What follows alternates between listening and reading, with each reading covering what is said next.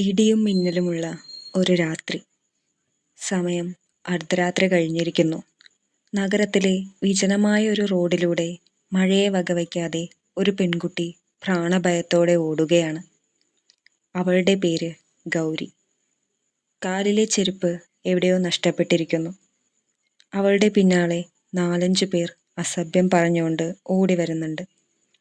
ശ്വാസം കിട്ടാതെ കാലുകൾ കുഴഞ്ഞ് ഗൗരി റോഡിന്റെ നടുവിലേക്ക് വീണു. പെട്ടെന്നാണ് റോഡിന്റെ വളവ് തിരിഞ്ഞ് പാഞ്ഞു വരുന്ന ഒരു കാർ അവളുടെ കണ്ണിൽ പെട്ടത്. മരണത്തെ മുഖാമുഖം കണ്ട ഗൗരിക്ക് മറ്റൊരു വഴിയും തോന്നിയില്ല. കണ്ണുകൾ ഇറുകെ അടച്ച് അവൾ ആ വണ്ടിയുടെ മുന്നിലേക്ക് എടുത്തു ചാടി. ഹൃദയം പിളർക്കുന്ന ശബ്ദത്തോടെ ഗൗരിയുടെ ശരീരത്തിൽ തട്ടുന്നതിന് 1 ഇഞ്ച് അകലെ ആ കാറ് സഡൻ ബ്രേക്ക് ഇട്ട് നിന്നു. മഴയുടെ ഇരമ്പൽ മാത്രം കേൾക്കുന്ന ആ നിമിഷം കാറിന്റെ ഡോർ വലിച്ചു തുറന്ന് അയാൾ പുറത്തിറങ്ങി. കറുത്ത ഷർട്ടും പാൻറ്റും ധരിച്ച, ചുണ്ടിലെരിയുന്ന സിഗരറ്റുമായി ഒരാൾ. വെളിച്ചത്തിൽ അവന്റെ മുഖം കണ്ടതും അതുവരെ അവളെ പിന്തുടർന്നിരുന്ന ഗുണ്ടകൾ ഒരടി പിന്നോട്ട് മാറി. നഗരം മുഴുവൻ ഭയക്കുന്ന, പോലീസുകാർ പോലും തൊടാൻ മടിക്കുന്ന പേര് ശിവ. ഒരു വലിയ അധോലോക സംഘത്തിന്റെ തലവൻ. നഗരം വിറപ്പിക്കുന്ന സാക്ഷാൽ തെമ്മാടി. ശിവയുടെ ചുവന്നു കലങ്ങിയ കണ്ണുകൾ റോഡിൽ വീണുകിടക്കുന്ന ഗൗരിക്ക് നേരെ തിരിഞ്ഞു. കല്യാണത്തിനണിയേണ്ട വിലപിടിപ്പുള്ളൊരു പട്ടുസാരിയാണ് അവളുടെ വേഷം. മഴയത്ത് കുതിർന്ന് പേടിച്ച് വിറച്ച് കരയുന്ന ഒരു പെൺകുട്ടി. അവനിൽ ഒരലിവുമില്ലായിരുന്നു, മറിച്ച് കടുത്ത ദേഷ്യമാണ് മുഖത്ത് നിഴലിച്ചത്. ശിവയുടെ അടുത്തേക്ക് വരാൻ ഭയന്നു നിന്ന ആ ഗുണ്ടകളിൽ ഒരാൾ വിറച്ചുകൊണ്ട് പറഞ്ഞു, "അണ്ണാ, അത് അവൾ ഞങ്ങളുടെ." "എന്ത് നിങ്ങളുടെ?" ശിവ ദേഷ്യത്തോട് അലറി. തൻ്റെ സിഗരറ്റ് താഴെയിട്ട് ഷൂസ് കൊണ്ട് ഞെരിച്ച് കെടുത്തിക്കൊണ്ട് അവൻ ആ ഗുണ്ടയുടെ അടുത്തേക്ക് ചെന്നു. ഒറ്റ ചവിട്ടിന് അവനെ റോഡിലേക്ക് തെറിപ്പിച്ചു. "ഓടി രക്ഷപ്പെട്ടോ, ഇല്ലെങ്കിൽ ഒന്നിനെയും ഞാൻ ജീവനോടെ വിടില്ല." അവന്റെ ആക്രോശം കേട്ടതും ജീവനും കൊണ്ട് ആ ഗുണ്ടകൾ അവിടെ നിന്ന് ഓടിമറഞ്ഞു. ശിവ തിരിഞ്ഞ് ഗൗരിയുടെ അടുത്തേക്ക് നടന്നു. ഗൗരിക്ക് ശ്വാസം നിലയ്ക്കുന്നത് പോലെ തോന്നി. പിന്നാലെ വന്ന ആ ചെന്നായ്ക്കളിൽ നിന്നും രക്ഷപ്പെട്ടത് ഒരു സിംഹത്തിന്റെ മുന്നിലാണ് താൻ വന്ന് പെട്ടിരിക്കുന്നതെന്ന് അവൾക്ക് മനസ്സിലായി. "എഴുന്നേൽക്കടി." ശിവയുടെ ഗാംഭീര്യമുള്ള ശബ്ദം കേട്ട് ഗൗരി ഞെട്ടി. അവൾ പേടിയോടെ അവനെ നോക്കി കൈകൾ കൂപ്പി. "എന്നെ ഒന്നും ചെയ്യരുത്, എന്നെ വെറുതെ വിടണം. ഞാൻ..." അവൾക്ക് കരച്ചിൽ അടക്കാൻ കഴിഞ്ഞില്ല. "നിർത്തടി നിന്റെ കരച്ചിൽ." ശിവ വീണ്ടും അലറി. "എഴുന്നേറ്റ് വണ്ടി കയറടി." അതുകേട്ട് ഗൗരിയുടെ നെഞ്ചെടുപ്പ് കൂടി. ഇവന്റെ കൂടെ പോയാ തൻ്റെ അവസ്ഥ എന്താകും? "എന്താടി പറഞ്ഞത് കേട്ടില്ലേ, കയറാൻ."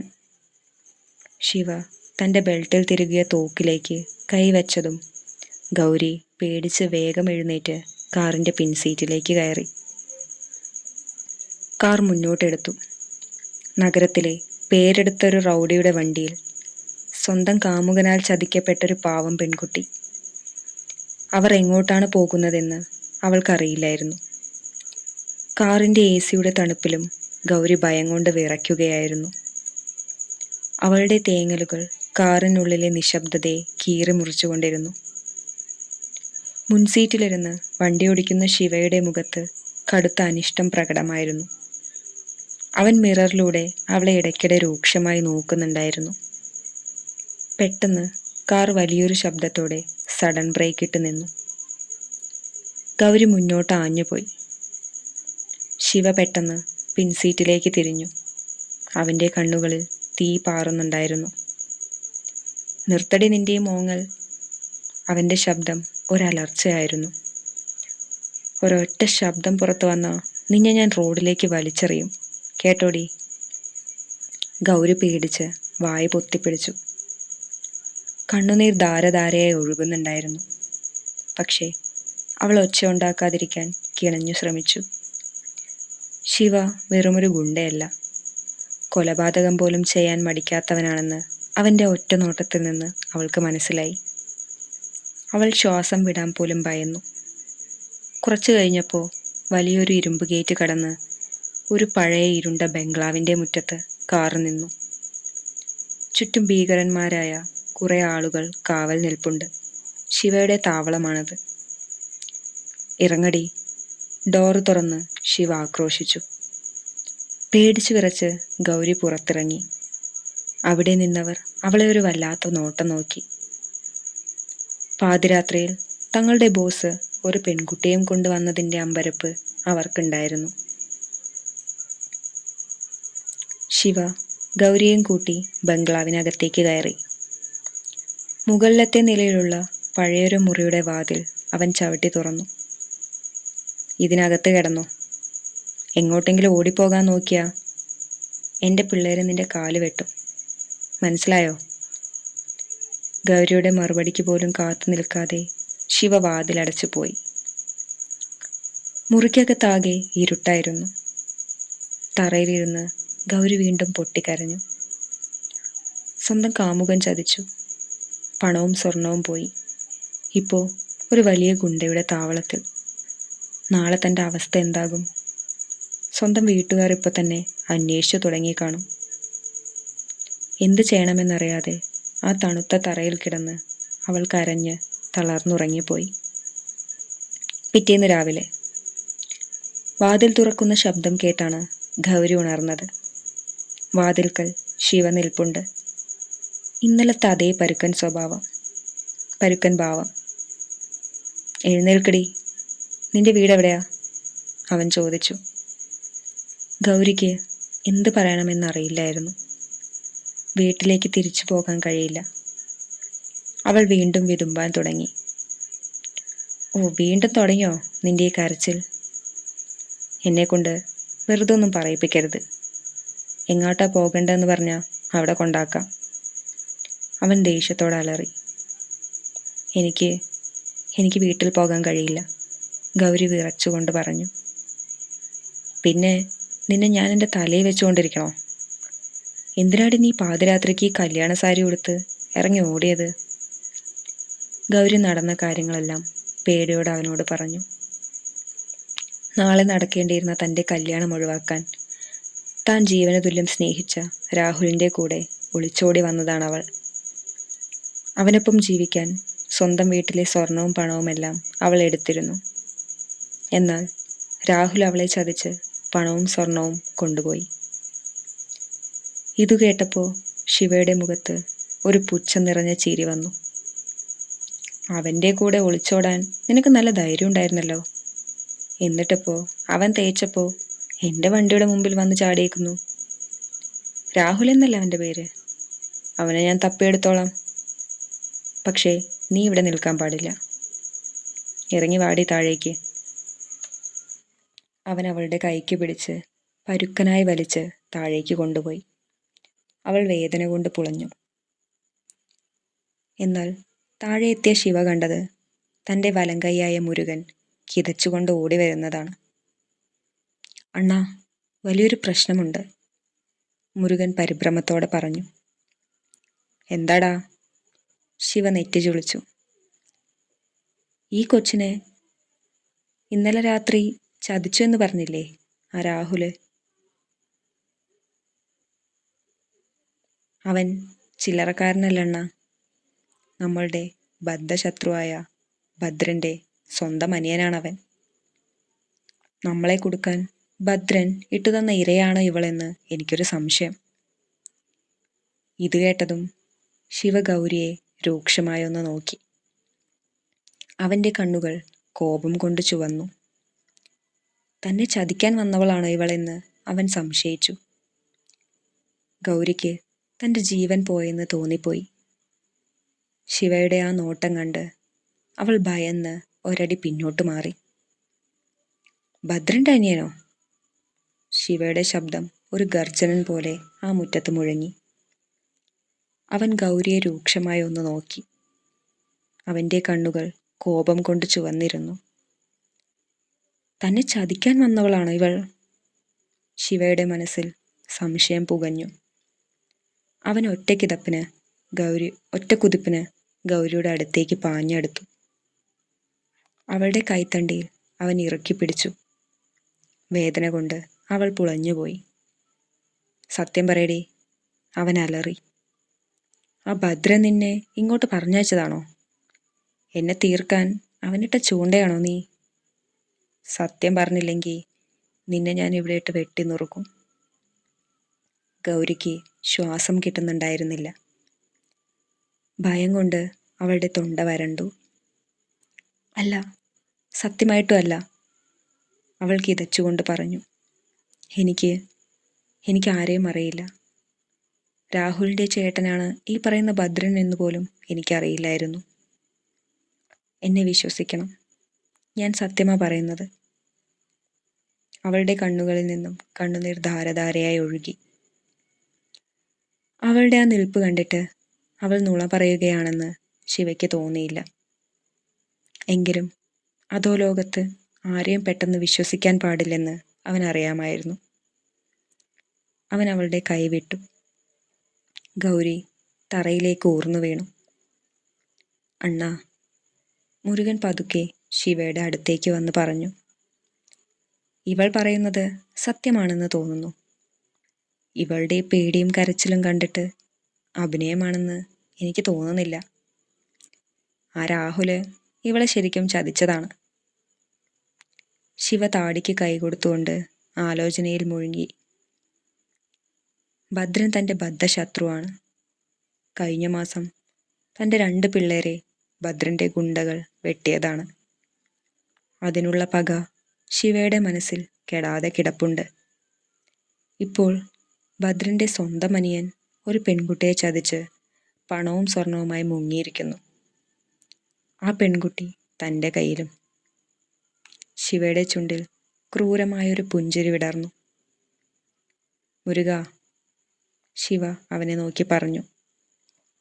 ഇവളെ ആ രാഹുൽ ചതിച്ചതാണെങ്കിൽ അവനിട്ടുള്ള 8ൻ്റെ പണി ഇവളാണ്. ഭദ്രൻ്റെ സാമ്രാജ്യം തകർക്കാൻ ഇവളെ നമുക്ക് ഉപയോഗിക്കാം.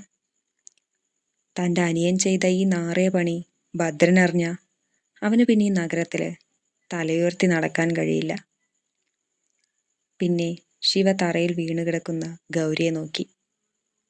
ഏയ്, അവൻ തൻ്റെ ഗുണ്ടകളോട് ആജ്ഞാപിച്ചു. ഇവളെ ആ മുകളത്തെ മുറിയിൽ കൊണ്ടുപോയി ആക്ക്. ഇനി ഇവൾ ഇവിടെ നിന്ന് പുറത്തു പോകില്ല. അവൾക്ക് വേണ്ട ഡ്രസ്സും ഭക്ഷണവും കൊടുക്ക്. പക്ഷേ ഒരു കണ്ണ് എപ്പോഴും ഇവളുടെ മേൽ വേണം. ഇതു കേട്ട് ഗൗരി ഞെട്ടിത്തരിച്ചു. അല്ല, എനിക്കിവിടെ നിൽക്കാൻ പറ്റില്ല. എന്നെ വിട്ടയക്കൂ. ഞാൻ എങ്ങോട്ടെങ്കിലും പോയിക്കോളാം, അവൾ കരഞ്ഞുകൊണ്ട് അപേക്ഷിച്ചു. ശിവ അവളുടെ അടുത്തേക്ക് കുനിഞ്ഞിരുന്ന് അവളുടെ മുഖത്തേക്ക് നോക്കി പരുക്കനായി പറഞ്ഞു. നിനക്ക് പോകാൻ വേറെ എവിടെയാടി ഇടമുള്ളത്? നിന്നെ കൊള്ളയടിച്ചവൻ്റെ ചേട്ടനാണ് ഭദ്രൻ. ഈ നഗരത്തിൽ നീ ഒറ്റയ്ക്ക് ഇറങ്ങി നടന്ന നിന്നെ അവർ വെറുതെ വിടുമെന്ന് തോന്നുന്നുണ്ടോ? ഭദ്രൻ അറിഞ്ഞാൽ നിന്നെ ജീവനോടെ വെച്ചേക്കില്ല. ഗൗരി പേടിയോടെ അവനെ നോക്കി. ഇവിടെ എൻ്റെ ഈ കോട്ടയിൽ നീ സേഫാണ്. നിന്റെ സ്വർണവും പണവും ഞാൻ തിരിച്ചു വാങ്ങിത്തരാം. പകരം ഞാൻ പറയുന്ന സമയം വരെ നീ ഇവിടെ നിൽക്കണം. എൻ്റെ കണ്ണ് വെട്ടിച്ച് പുറത്തു കടക്കാൻ നോക്കിയ ശിവ തൻ്റെ അരയിലുള്ള തോക്കൊന്ന് തട്ടി.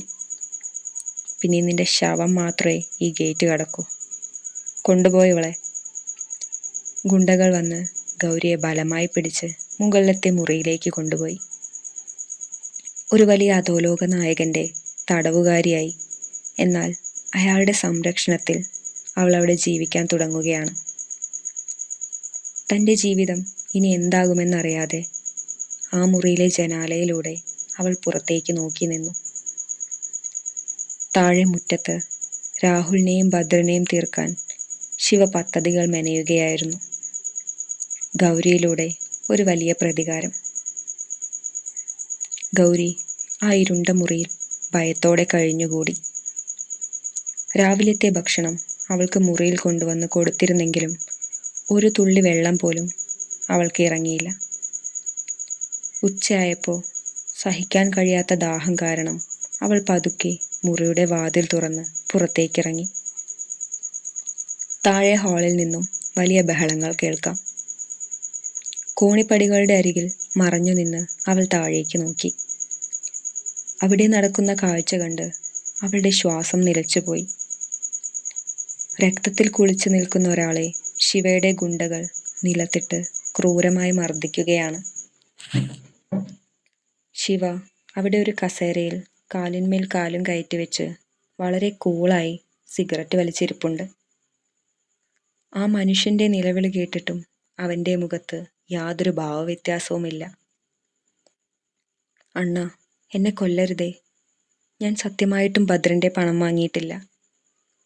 ആ മനുഷ്യൻ ശിവയുടെ കാല് പിടിച്ച് കരയുന്നുണ്ട്. ശിവ എഴുന്നേറ്റ് തൻ്റെ ഷൂസ് കൊണ്ട് അവൻ്റെ നെഞ്ചിലേക്ക് ഒറ്റ ചവിട്ട് വെച്ചു കൊടുത്തു. ആഘാതത്തിൽ അവൻ തെറിച്ചു പോയി വീണു. എൻ്റെ ചോറ് തിന്നിട്ട് എൻ്റെ ശത്രുവായ ആ ഭദ്രന് വിവരങ്ങൾ ചോർത്തിക്കിടക്കുന്ന നിന്നെ ഞാൻ വെറുതെ വിടുമെന്ന് തോന്നിയോടാ? ശിവയുടെ ശബ്ദം ആ ബംഗ്ലാവ് മുഴുവൻ ഗർജനം പോലെ മുഴങ്ങി. ഇവനെ കൊണ്ടുപോയി എവിടെയെങ്കിലും കുഴിച്ചുമൂട്, ശിവ തൻ്റെ പണിക്കാരോട് ആജ്ഞാപിച്ചു. ഇതുകേട്ട് ഗൗരി അറിയാതെ ഒന്ന് ഞെട്ടിപ്പോയി. എന്നത് ഇയാൾക്ക് ഇത്ര നിസ്സാരമാണോ?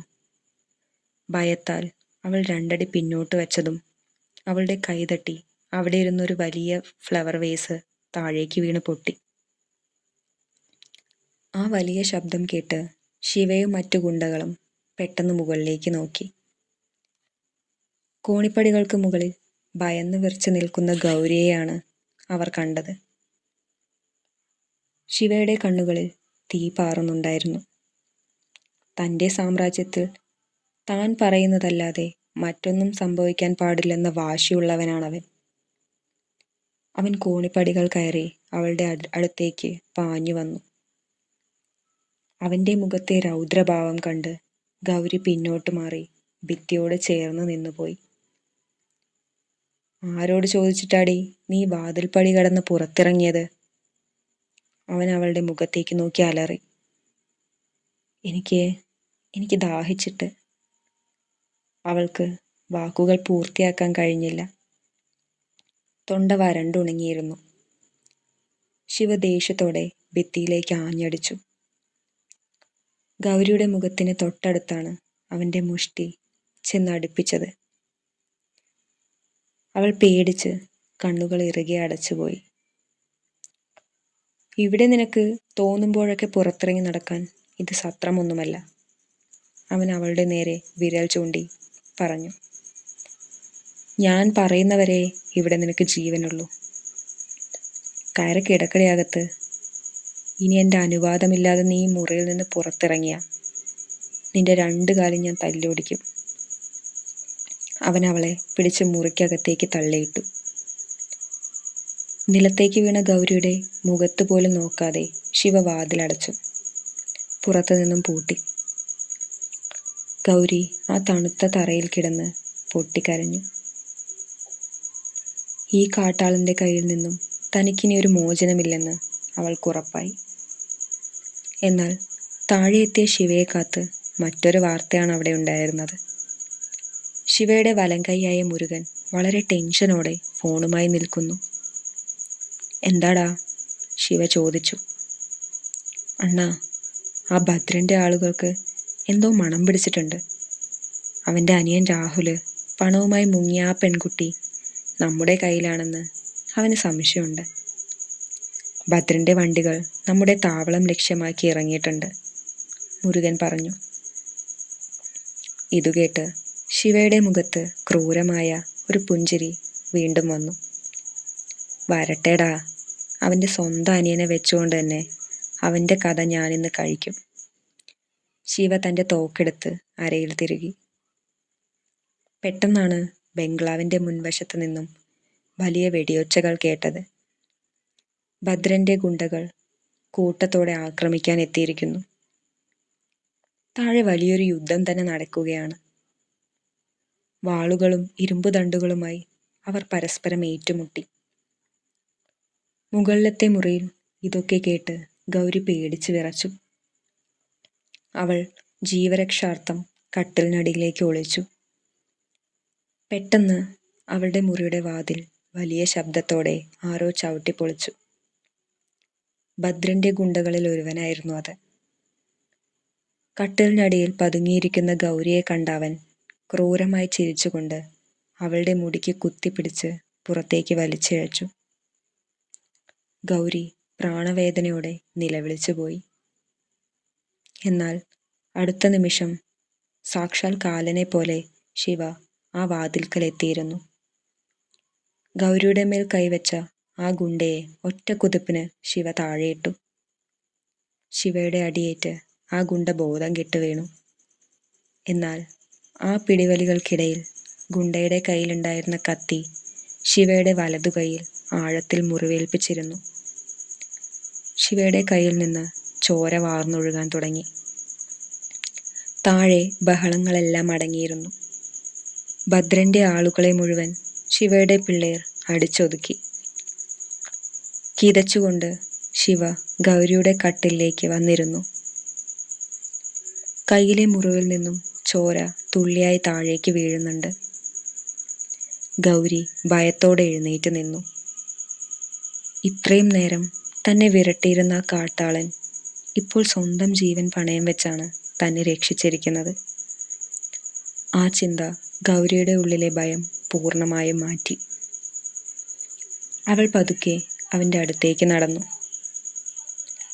അവൾ വരുന്നത് കണ്ട് ശിവ മുഖം വെട്ടിത്തിരിച്ചു. മാറി നിൽക്കടി അങ്ങോട്ട്, അവൻ എപ്പോഴും പറയുന്ന അതേ സ്വരത്തിൽ പറഞ്ഞു. പക്ഷെ ഗൗരി മാറിയില്ല.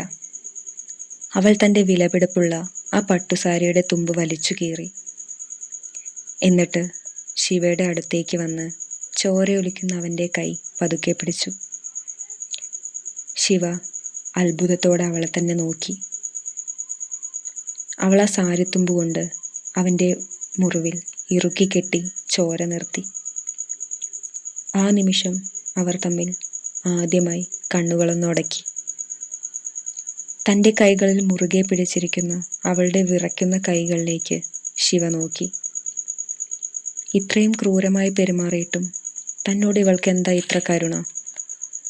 അവൻ്റെ ഉള്ളിലെ കരിങ്കല്ല് പോലെയുള്ള മനസ്സിൽ എന്തോ ഒരു ചെറിയ മാറ്റം സംഭവിക്കുന്നത് പോലെ അവന് തോന്നി. പക്ഷേ തൻ്റെ ഉള്ളിലെ ആ മാറ്റം പുറത്തു കാണിക്കാൻ ശിവ തയ്യാറല്ലായിരുന്നു. പെട്ടെന്ന് അവൻ ദേഷ്യത്തിൽ അവളുടെ കയ്യിൽ നിന്നും തൻ്റെ കൈ വലിച്ചെടുത്തു. ആരാടി നിന്നോട് ഡോക്ടർ കളിക്കാൻ പറഞ്ഞത്? അവൻ മുഖം കടുപ്പിച്ചുകൊണ്ട് ചോദിച്ചു. ഗൗരി പേടിച്ച് ഒരടി പിന്നോട്ട് മാറി. എന്നെ എന്തിനാ രക്ഷിച്ചത്? അവൾ ചോദിച്ചു. എൻ്റെ താവളത്തിൽ അഭയം ചോദിച്ചു വന്നവരെ സംരക്ഷിക്കാൻ എനിക്കറിയാം. അതിന് എൻ്റെ ജീവൻ പോയാലും ഞാൻ നോക്കില്ല. എന്ന് വെച്ച് നീ എൻ്റെ മേൽ വലിയ സ്നേഹം കാണിക്കാനൊന്നും വരണ്ട, അവൻ ഗൗരവം ഒട്ടും വിടാതെ പറഞ്ഞു. എന്നിട്ട് അവളെ ഒന്ന് മൈൻഡ് പോലും ചെയ്യാതെ താഴേക്കിടന്ന തോക്കുമെടുത്ത് ശിവ വേഗത്തിൽ മുറിക്ക് പുറത്തേക്ക് നടന്നുപോയി. പടിക്കെട്ടുകൾ ഇറങ്ങിപ്പോകുന്ന അവനെ ഗൗരി കണ്ണെടുക്കാതെ നോക്കി നിന്നു. അവൻ ദേഷ്യപ്പെട്ടെങ്കിലും തന്നെ ചതിച്ച കാമുകനേക്കാളും സുരക്ഷിതത്വം ഈ ഗുണ്ടയുടെ പരുക്കൻ വാക്കുകളിലാണെന്ന് അവൾക്ക് തോന്നി തുടങ്ങിയിരുന്നു. അവൻ പോയ വഴിയെ നോക്കി ഒരു ചെറിയ പുഞ്ചിരിയോടെ അവൾ നിന്നു. 2 ദിവസങ്ങൾക്ക് ശേഷം ശിവ ഗൗരിയുടെ മുറിയിലേക്ക് വന്നു. അവൻ്റെ കയ്യിൽ ഒരു ബാഗ് ഉണ്ടായിരുന്നു. അവനത് കട്ടിലേക്കിട്ടു. നിന്റെ പണവും സ്വർണവും ഇതിലുണ്ട്. ആ രാഹുലിൻ്റെ കാര്യം ഞാൻ തീർപ്പാക്കിയിട്ടുണ്ട്. ഇനി നിനക്ക് പോകാം. ശിവ എപ്പോഴും പറയുന്ന അതേ ഭാവത്തിൽ തന്നെ പറഞ്ഞു. ഗൗരി ആ ബാഗിലേക്ക് നോക്കിയില്ല. അവൾ അവനെ തന്നെ നോക്കി നിന്നു. എനിക്ക് പോകാൻ വേറെ ഒരിടമില്ല. ഞാൻ ഇവിടെ തന്നെ നിന്നോട്ടെ? അവൾ പതുക്കെ ചോദിച്ചു. ഇതുകേട്ട് ശിവ നെറ്റി ചുളിച്ചു. ഇവിടെ നിൽക്കാനോ? ഇതെന്താ അനാഥാലയമാണെന്ന് കരുതിയോ? നിനക്ക് നിന്റെ വീട്ടിലേക്ക് തന്നെ തിരിച്ചു പോകാം. അവർ നിന്നെ സ്വീകരിക്കും. അല്ലെങ്കിൽ ഈ പൈസ വെച്ച് എവിടെയെങ്കിലും പോയി സ്വന്തമായി ജീവിക്കാൻ നോക്ക്. ഗൗരിയുടെ കണ്ണുകൾ നിറഞ്ഞു. എനിക്ക് എങ്ങോട്ടും പോകണ്ട. എനിക്ക് നിങ്ങളെ ഇഷ്ടമാണ്. ശിവ ആ വാക്കുകൾ കേട്ട് ഒരു നിമിഷം ഞെട്ടി. പക്ഷേ അത് പുറത്തു കാണിക്കാതെ അവൻ ദേഷ്യത്തോടെ പറഞ്ഞു, എന്താ അസംബന്ധമാടി നീ പറയുന്നത്? എന്നെ ഇഷ്ടമാണെന്നോ? രക്തവും പകയും മാത്രമുള്ള ഈ തെമ്മാടിയുടെ കൂടെ ജീവിക്കാൻ പറ്റുമെന്ന് നിനക്ക് തോന്നുന്നുണ്ടോ? അത് ശരിയാവില്ല. എൻ്റെ കൂടെ നിന്നാ നിനക്കൊരിക്കലും സമാധാനം ഉണ്ടാകില്ല. ഒരൊറ്റ രാത്രി മാത്രം പരിചയമുള്ള എന്നെ സ്വന്തം ജീവൻ പണയം വെച്ച് നിങ്ങളല്ലേ സംരക്ഷിച്ചത്? ഗൗരി കരഞ്ഞുകൊണ്ട് ചോദിച്ചു. എൻ്റെ സ്വന്തം വീട്ടുകാരെക്കാളും ഞാൻ വിശ്വസിച്ച കാമുകനേക്കാളും എനിക്കിപ്പോൾ വിശ്വാസം നിങ്ങളെയാണ്. ഞാൻ എൻ്റെ മനസ്സിൽ തട്ടിയാ പറയുന്നേ. എന്നെ കൂടെ കൂട്ടാമോ? ശിവയ്ക്ക് ഉത്തരം മുട്ടി. അവൻ്റെ ഹൃദയവും അവളെ ആഗ്രഹിക്കുന്നുണ്ടായിരുന്നു. പക്ഷേ തൻ്റെ ഇരുണ്ട ജീവിതത്തിലേക്ക് അവളെ വലിച്ചിഴയ്ക്കാൻ അവൻ ഒരുക്കമായിരുന്നില്ല. പറ്റില്ല. എൻ്റെ തീരുമാനത്തിന് മാറ്റമില്ല. നീ ഇവിടുന്ന് പോയേ തീരൂ. ഇത്രയും പറഞ്ഞിട്ട് ഗൗരിയുടെ മുഖത്തേക്ക് പോലും നോക്കാതെ ശിവ വേഗത്തിൽ അവിടെ നിന്നും എഴുന്നേറ്റ് പോയി. പിറ്റേന്ന് രാവിലെ ഗൗരി തൻ്റെ തീരുമാനത്തിൽ ഉറച്ചു തന്നെയായിരുന്നു. അവൾ താഴെ ഹാളിൽ നിൽക്കുന്ന ശിവയുടെ അടുത്തേക്ക് വീണ്ടും ചെന്നു. എന്നെ പറഞ്ഞു വിടരുത്, എന്നെ രക്ഷിക്കണം, അവൾ വീണ്ടും അപേക്ഷിച്ചു. പക്ഷേ ശിവ തൻ്റെ ഗൗരവം ഒട്ടും വിട്ടില്ല. ഒന്നിലധികം തവണ ഞാൻ നിന്നോട് പറഞ്ഞതാണ്, എന്നെക്കൊണ്ട് കൂടുതലൊന്നും പറയിപ്പിക്കരുത്. നിനക്ക് പോകാനുള്ള വണ്ടി പുറത്തെ കിടപ്പുണ്ട്, ഇറങ്ങിക്കോണം ഇവിടുന്ന്. അവൻ്റെ ശബ്ദം കടുപ്പമുള്ളതായിരുന്നു. ആ വാക്കുകൾ അവളുടെ നെഞ്ചിൽ തറച്ചു. തൻ്റെ സ്നേഹം അവൻ അംഗീകരിക്കില്ലെന്നും ഇനി യാതൊരു പ്രതീക്ഷയുമില്ലെന്നും അവൾക്ക് മനസ്സിലായി. ഒരുപക്ഷെ അവൻ പറഞ്ഞതാണ് ശരി. താൻ കാരണം അവനിനി ഒരു ബുദ്ധിമുട്ടുണ്ടാകാൻ പാടില്ല. കണ്ണീരോടെ അവൾ തിരിഞ്ഞു നടന്നു. തൻ്റെ ബാഗുമെടുത്ത് നിറകണ്ണുകളോടെ അവൾ ആ ബംഗ്ലാവിൻ്റെ പടിയിറങ്ങി. മുറ്റത്ത് നിർത്തിയിട്ടിരുന്ന കാറിനടുത്തേക്ക് നടക്കുമ്പോഴും അവൾ ഇടയ്ക്കൊന്ന് തിരിഞ്ഞു നോക്കി. അവൻ വിളിക്കുമെന്ന് കരുതി. എന്നാൽ ശിവ യാതൊരു ഭാവവ്യത്യാസവുമില്ലാതെ അവിടെ കല്ലുപോലെ നിൽപ്പുണ്ടായിരുന്നു. സങ്കടം സഹിക്കാൻ കഴിയാതെ അവൾ കാറിൻ്റെ ഡോർ തുറക്കാൻ കൈവച്ചു. അവൾ പോവുകയാണെന്ന് അവന് ഉറപ്പായി. പെട്ടെന്ന് ആ ബംഗ്ലാവിൻ്റെ സിറ്റ് ഔട്ടിൽ നിന്നും ശിവ പാഞ്ഞോടി വന്നു. അവൾ കാറിൽ കയറുന്നതിന് മുൻപ് തന്നെ അവൻ ഗൗരിയുടെ കൈക്ക് പിടിച്ചു വലിച്ച് തൻ്റെ നെഞ്ചിലേക്ക് ചേർത്ത് നിർത്തി. ഗൗരി അത്ഭുതത്തോടെ അവനെ നോക്കി. അവൻ അവളെ തൻ്റെ ഇരു കൈകളും കൊണ്ട് മുറുകെ കെട്ടിപ്പിടിച്ചു. എന്നെ വിട്ട് എങ്ങോട്ടാടി നീ പോകുന്നേ? അവൻ അവളെ ഒന്നുകൂടി നെഞ്ചിലേക്ക് അമർത്തിക്കൊണ്ട് ചോദിച്ചു. നിന്നെക്കൊണ്ട് ഈ തെമ്മാടിയുടെ മനസ്സ് മാറ്റാമെന്ന് കരുതിയോ നീ?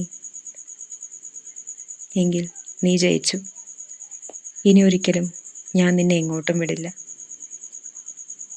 അത് കേട്ട് ഗൗരിയുടെ മുഖത്ത് ഒരു പുഞ്ചിരി വിടർന്നു. അവളുടെ കണ്ണുനീർ അവൻ്റെ നെഞ്ചിലെ കറുത്ത ഷർട്ടിൽ വീണലിഞ്ഞു. ആ പെൺകുട്ടിക്ക് മുന്നിൽ നഗരം വിറപ്പിക്കുന്ന ആ അധോലോക നായകൻ പൂർണ്ണമായും കീഴടങ്ങിയിരുന്നു. ശിവ ഗൗരിയെ നോക്കി. അവൾ പേടിയോടെയും ഒപ്പം വിശ്വാസത്തോടെയും നിൽക്കുന്നു. ഗൗരി, അവൻ അവളുടെ അടുത്തേക്ക് ഒരു പടി കൂടി വെച്ചു. അവൻ്റെ ശബ്ദം സാധാരണയുള്ളതിനേക്കാൾ മൃദുവായിരുന്നു. എനിക്ക് നിന്നെ ഇങ്ങനെ അങ്ങ് വെറുതെ ഉപേക്ഷിക്കാൻ പറ്റുന്നില്ല. ഞാൻ ശ്രമിച്ചു, പക്ഷെ എനിക്ക് കഴിഞ്ഞില്ല. ഗൗരിയുടെ കണ്ണുകളിൽ ആശ്ചര്യം വിരിഞ്ഞു. ഇതെൻ്റെ ലോകമാണ്. അവൻ ചുറ്റുമുള്ള ഇരുണ്ട തെരുവിനെ നോക്കി. എപ്പോഴും ഒരു അപകടം കാത്തിരിക്കുന്നൊരു ലോകം. നീ ഇതിലൊട്ടും ചേരില്ല. അവനൊരു നിമിഷം നിർത്തി. ഒരു ചെറിയ വേദന അവൻ്റെ കണ്ണുകളിൽ മിന്നിമറഞ്ഞു. എൻ്റെ ഈ പരുക്കൻ സ്വഭാവം, ഇതെല്ലാം ഞാൻ എൻ്റെ ലോകത്ത് അതിജീവിക്കാൻ ഉണ്ടാക്കിയെടുത്തതാണ്. ഇവിടെ പ്രണയത്തേക്കാൾ കൂടുതൽ പകയും ചതിയുമാണ്. അവൻ അവളുടെ കൈ പതുക്കെ പിടിച്ചു. പരുക്കൻ കൈകളുടെ ഒരു മൃദുവായ സ്പർശനം. എനിക്ക് ഒരുപാട് കാര്യങ്ങൾ പറയാനുണ്ട് ഗൗരി. എൻ്റെ പഴയ ജീവിതം, ഞാൻ ചെയ്ത തെറ്റുകൾ, ഞാൻ ആരായിരിക്കാൻ ആഗ്രഹിക്കുന്നു എന്നൊക്കെ. അവൻ അവളുടെ കണ്ണുകളിലേക്ക് സൂക്ഷിച്ചു നോക്കി. അതിനെല്ലാം ഒരുപാട് സമയം വേണം. ഒരുപാട് സംസാരിക്കാനുണ്ട്. എനിക്ക് നിന്നെ പൂർണ്ണമായി അറിയണം. നീ എൻ്റെ ലോകത്തെക്കുറിച്ച് അറിയണം. നീ എൻ്റെ കൂടെ വന്നാൽ നിനക്ക് നഷ്ടപ്പെടുന്ന എല്ലാത്തിനെയും കുറിച്ച് നീ അറിയണം. ഗൗരിയുടെ ഭയം പതുക്കെ മാഞ്ഞു. പകരം ഒരു വിശ്വാസം വന്നു. അവൾ അവൻ്റെ കൈ മുറുകെ പിടിച്ചു. അതുകൊണ്ട് ശിവ തുടർന്നു. നമുക്ക് കുറച്ച് സംസാരിക്കാം. അതിനെല്ലാം ശേഷം നിന്റെ വിധി നീ തന്നെ തീരുമാനിച്ചോളൂ. ഈ കഥ ഇവിടെ അവസാനിക്കുകയാണ്. കഥ ഇഷ്ടപ്പെട്ടു കഴിഞ്ഞാൽ എല്ലാവരും അഭിപ്രായങ്ങൾ കമൻറ്റ് ചെയ്യുക കേട്ടോ. അതുപോലെ തന്നെ ലൈക്ക് ചെയ്യുക, സബ്സ്ക്രൈബ് ചെയ്യാൻ മറക്കരുത്. അതുപോലെ തന്നെ ഹൈപ്പ് കൊടുക്കാൻ പറ്റുകയാണെങ്കിൽ ഹൈപ്പ് കൂടി കൊടുക്കുക കേട്ടോ. ഇനിയും ഇതുപോലെയുള്ള കഥകൾ കേൾക്കാൻ വേണ്ടിയിട്ട് ഉറപ്പായിട്ടും നമ്മുടെ ചാനൽ മറക്കാതെ തന്നെ സബ്സ്ക്രൈബ് ചെയ്ത് വെക്കണം കേട്ടോ. ഓക്കേ.